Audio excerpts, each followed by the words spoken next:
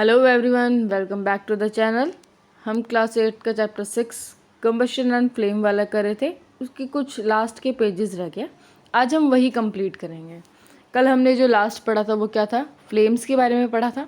Flame different different colours की होती हैं। उसके बाद हमने पढ़ा था कि कैसे अलग अलग टाइप्स की शेप्स, जैसे कि हमने एक मेटल की वो लिए थे प्लेट, या मेटल की हो, ग्लास प्लेट हो, कैसे भी हो, उसको कैंडल के ऊपर रखा तो वो कैसे बना लेती है, रिंग बना लेती है। उसी तरीके से एक वायर ली थी, उसको कैंडल के अंदर डाला था, मतलब कैंडल जलाने के लिए, तो वो क्या हो गई थी, बर्निंग हॉट हो गई थी वो, मतलब बिल्कुल लाल हो गई थी। फिर हमने कैंडल्स के जोन पढ़े थे, मतलब कि सबसे बाहर वाला जो आउटर जोन होता है वो कैसा होता है, कम्प्लीटली कंबक्शन ब्लू कलर का होता है, हॉटेस्ट पार्ट होता है। उसके बाद मॉडरेट हॉट होता है बीच वाला, जो मिडल जोन है वो येलो कलर का होता है। उसके बाद लीस्ट हॉट यानी कि इनर मोस्ट जोन होता है। ये सब पढ़ लिया था हमने। अब क्या है, जो गोल्ड स्मिथ होता है वो क्या करता है, outer most zone of the flame with the metallic blow pipe for a metallic gold और सिल्वर, यानी कि जो सुनार होता है वो क्या करता है, जो बाहर वाली जो लो होती है ना, उस पर क्या करता है, ब्लो करता है पाइप से गोल्ड या फिर सिल्वर को। ठीक है, तो वो किस यूज़ का है। अब हम पढ़ेंगे व्हाट इज़ फ्यूल। फ्यूल क्या है, ईंधन क्या होता है। हमने पहले भी पढ़ लिया है ईंधन क्या है, जैसे कि लकड़ी हो गया, चारकोल हो गया, जो भी चीज़ सोर्स जो है हीट का हम डोमेस्टिक या फिर इंडस्ट्रियल यूज़ के लिए यूज़ करते हैं, उसको हम क्या कहते हैं, फ्यूल कहते हैं। क्या कहते हैं, फ्यूल। गुड फ्यूल कैसा होना चाहिए, जो कि क्या हो, ईज़िली अवेलेबल हो जाए, सस्ता हो, ईज़िली बर्न हो जाए एयर के प्रेजेंट में मॉडरेट रेट पे, और लार्ज अमाउंट ऑफ हीट क्या करे, वो प्रोड्यूस करे। It does not leave behind any undesirable substances. Undesirable substances यानी कि हार्मफुल सब्सटेंसेस। लेकिन ऐसा कोई भी सब्सटेंस नहीं है वो जले और धुआं ना आए या फिर कोई गैस ना लिबरेट हो।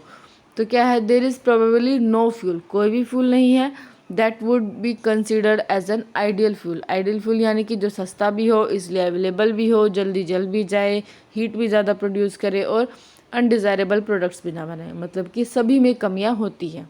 ठीक है, फ्यूल डिफरेंट होते हैं अपनी अपनी कॉस्ट में, जैसे कि अगर हम लकड़ी लेंगे तो वो क्या होंगी, वो सस्ती होंगी। और अगर हम एलपीजी का सिलेंडर लेंगे तो वो क्या होगा, महंगा होगा। Some fuels are cheaper than other, कुछ क्या है एक दूसरे से सस्ती है। अब क्या बनानी है, लिस्ट बनानी है हमने टाइप्स ऑफ फ्यूल्स की, यानी कि कोल हो गया, जैसे ये क्या है, कैरोसिन ऑयल हो गया, नेचुरल गैस हो गया। सॉलिड फ्यूल यानी कि वुड हो सकता है, लिक्विड में पेट्रोल हो सकता है, गैसियस में कौन सी, एलपीजी हो सकता है। इसी तरीके से 3 चीज़ें हमने लिखनी है। ठीक है, अब है फ्यूल की एफिशिएंसी। फ्यूल की एफिशिएंसी क्या होती है, अगर आपको कहा जाए कि आपको पानी गर्म करना है, एक तो कर रहा है चूल्हे पे, यानी कि जिसमें क्या करते हैं हम, कि गोसे लगाते हैं, कावडंग से बने हुए जो होते हैं उपले कहते हैं, कावडंग से बने हुए गोसे लगाने हैं। एक में क्या करना है, कोयला लगाना है, एक में क्या करना है, एलपीजी का यूज़ करना है। तो आपको क्या लगता है, सभी सेम हीट देंगे, या सभी में जितना टाइम लगेगा गर्म होने में पानी, सभी में सेम होगा, नहीं।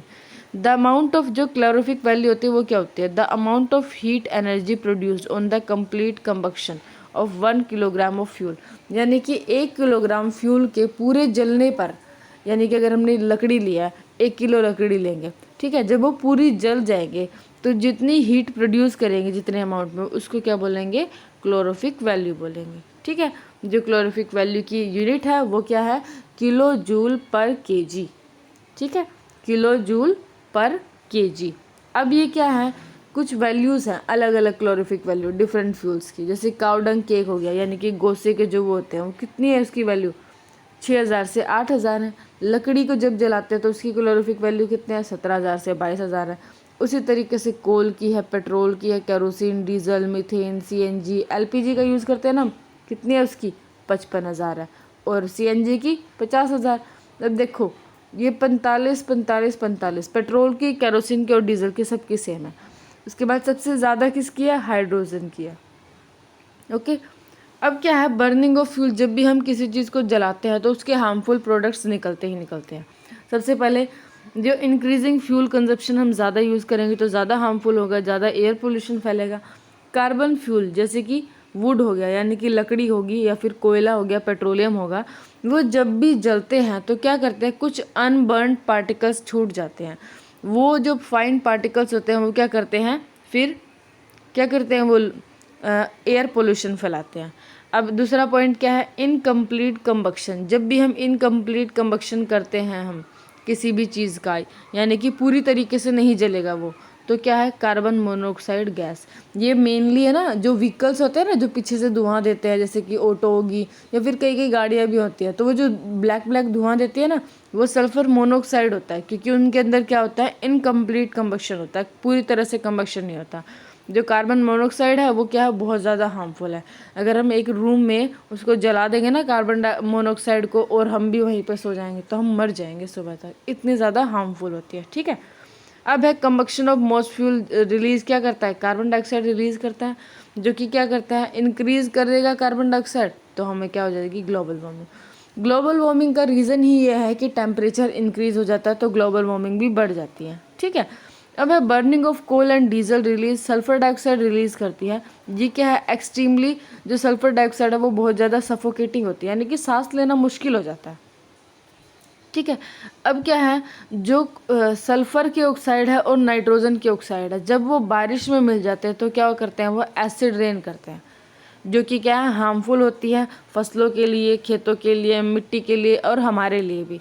जो यूज़ है डीजल का और पेट्रोल का फ्यूल के उसमें, वो रिप्लेस कर दिया गया किससे, सीएनजी से, क्योंकि सीएनजी क्या है, स्मॉल अमाउंट में है और क्लीन फ्यूल है और लेस पोल्यूटेड है। जो एसिड रेन का एक बेस्ट एग्जांपल देते हैं, जैसे ताजमहल है वो वाइट संगमरमर का बना हुआ है, मतलब वाइट पत्थर का, लेकिन अब वो येलोइश पड़ता जा रहा है। वो क्यों है, क्योंकि एसिड रेन हो रही है। आपकी मम्मियाँ कहती होंगी जब बारिश स्टार्ट होती है कि पहली बारिश में मत नहाओ। क्यों मत नहाओ, क्योंकि उसमें एसिड का कंटेंट बहुत ज़्यादा होता है, जिससे कि हम बीमार हो जाते हैं। ठीक है, आज हमारा ये चैप्टर कंप्लीट हो गया है। Thank you so much. अगर आपको ये वीडियो पसंद आया तो आप इसको लाइक, शेयर और कमेंट कर सकते हैं, और अगर आपको ये वीडियोस देखना अच्छा लगता है तो आप इसके सब्सक्राइब भी कर सकते हैं और बेल को ऑन कर सकते हैं। थैंक यू सो मच, ताकि आपको नोटिफिकेशन मिलता रहे।